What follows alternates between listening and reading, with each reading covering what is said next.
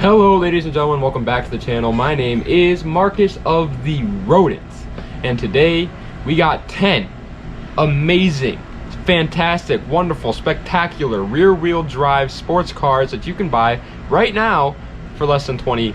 I don't know why I said 20 there.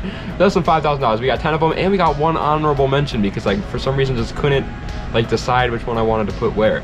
Anyway guys, if you want to support the channel any more than you already are, head on over to www.smoothstance.com/shop to pick yourself up either a hat, a shirt, or some shorts, because it's the winter time and you need your shorts. Let's get right into the video. Okay, so number 10 is the Mazda RX-7 FB. FB actually stands for full buttocks. Don't ask me, that was Mazda's thing. It comes with a very small 1.1 liter two-rotor rotary engine that makes only 100 horsepower. That makes about a lick of sense because it's a freaking 1.1 liter.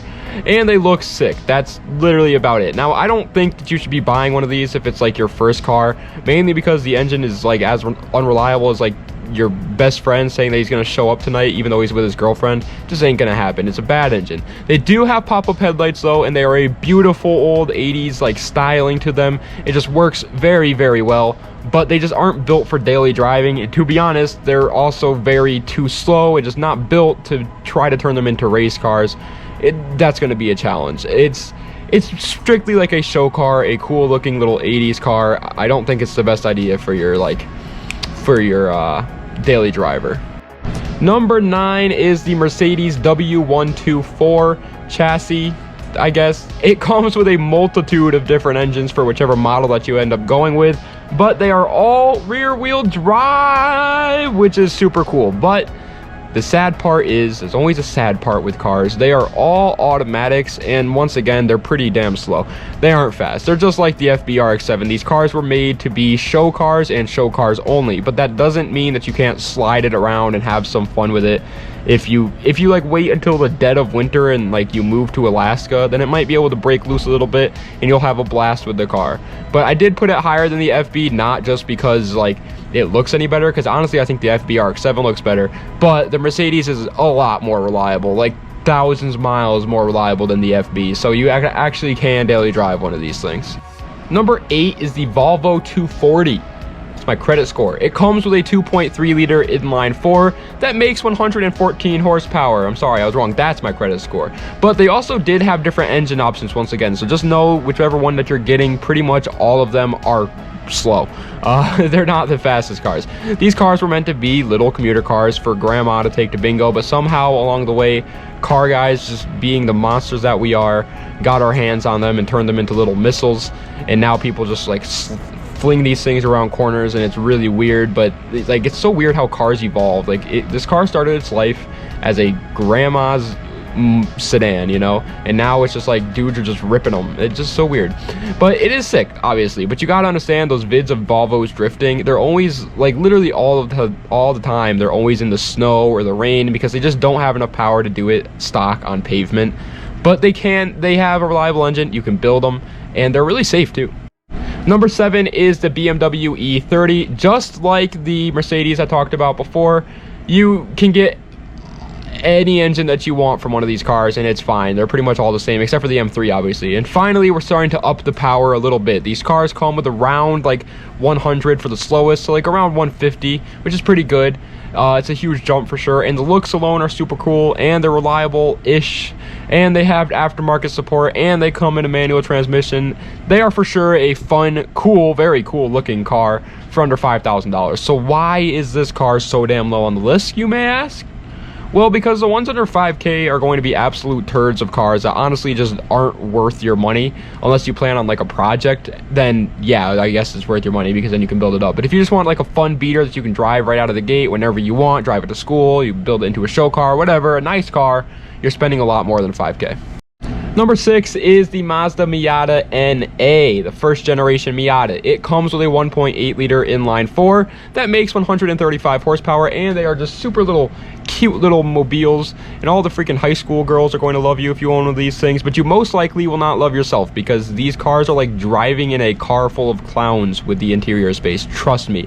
I sat in a freaking Miata. I'm only 6'1", and my noggin was bouncing off the soft top of the car. It was honestly kind of miserable, but it was also a blast at the same time, and I would do it 100 times more. I loved it. The little cars are so much fun. They are also the TikTok clout mobile, and yes, most of the time people build these things to look like hot garbage. Don't even get me started. Have you guys seen some of the TikTok builds that people do with Miatas? It is actually scary. But they do handle very well and are an extremely fun little enthusiast car. It's literally a go-kart, but you can register it. It's awesome. Number 5 is the BMW Z3. What? This car? Really, Mark? You think it's one of the best? Yes, I do. It comes with a 3-liter inline 6 that makes 225 horsepower. That's a big jump from what we've been talking about. And they are convertible little boys. The drifting world is starting to pick these things up all the time right now, and it's kind of cool because I never would have thought that they would be good drift cars, but here we are. They drift them all the time. Like, people are buying them instead of E46s or E36s right now because of how cheap they are, and they have the same motor. I don't really know how good of a car they are. Like, I can't lie to you guys and be like, yeah, they're super reliable, they're freaking the best for daily driving, but the looks are okay in my opinion. A lot of people hate them and say that they look like a clown shoe, and I think the car is probably a pretty bad daily commuter, to be honest, but you can be the first. Let me know if it's a good car or not to daily drive. Number 4 is the Lexus IS 300. I love these cars. They come with a 3-liter inline 6 that makes 225 horsepower, and you might think that that's the exact same engine that was in the Z3 that we just talked about, but that would just be silly of you, because back in the early 2000s, Toyota was not putting BMW engines in their cars yet. The engine in the IS 300, though, is even better than the engine that we just talked about. It's a freaking legend itself, the 2JZ.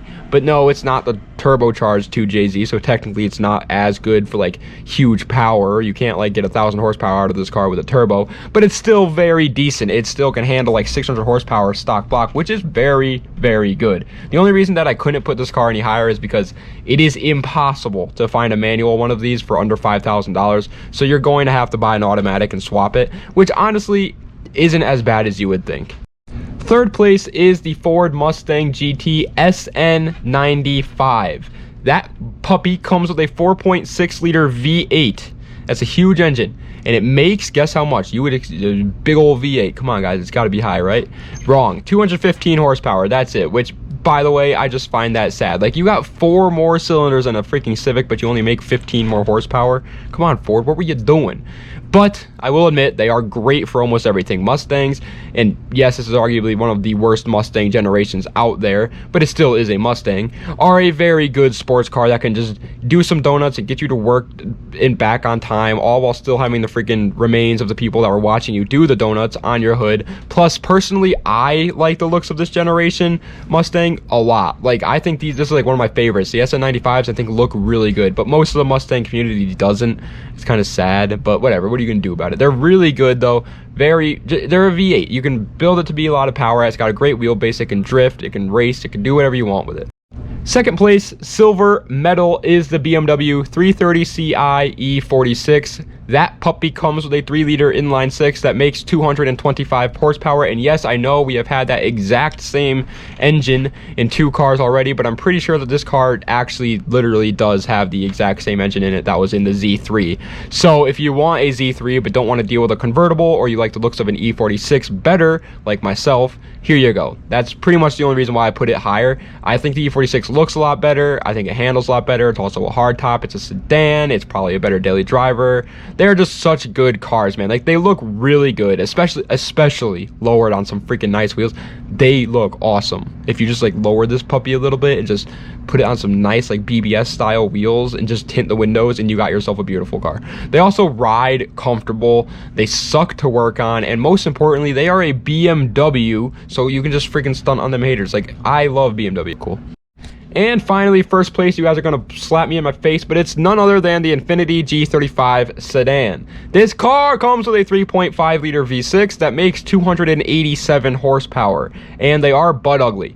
Like, if this was based off looks only, I would have had to put them in like 40th position for this list. They just don't do it for me. But hey, maybe you just want an amazing performance car that's rear-wheel drive for dirt cheap, and that's exactly what the G35 Sedan is good for. It's got, in case you don't know, it's got a Nissan 350Z engine in it, but it has 4 doors. So you can haul all the homies around to Chuck E. Cheese or whatever and still have a blast with a rear-wheel drive VQ35 powered G35 for like $2,000. Like, they're dirt cheap too. So if you want to slide it around, go for it. If you want to race it, good luck. If you want to, but like I said, just don't expect to be winning any shows, because they literally just look like a base model sedan from the 2000s with literally nothing special about it at all on the outside.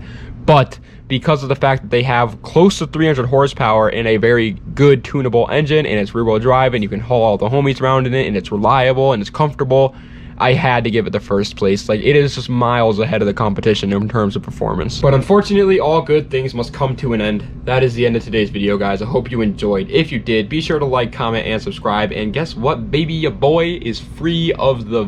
You know what? I don't think I should be saying that word anymore, because ever since I started saying the C word, my channel started getting less and less views. So I think YouTube has something put into it where they can pick up when people are saying that. I'm just high, like, you know, I might sound like a conspiracy theorist right now, but that's just what I think. Like, I feel like there's something at play there, but I'm not gonna say it anymore. But I'm okay with it now. I don't have it anymore, so I'm great. I'm chilling. I'm gonna be making videos again very happily, and not being like sad boy depressed Mark, because I'm not sick anymore, and it's gonna be awesome. And I went back to work. I'm just rambling on. I don't know why. So without further ado, guys, das vidanya. Have a nice night.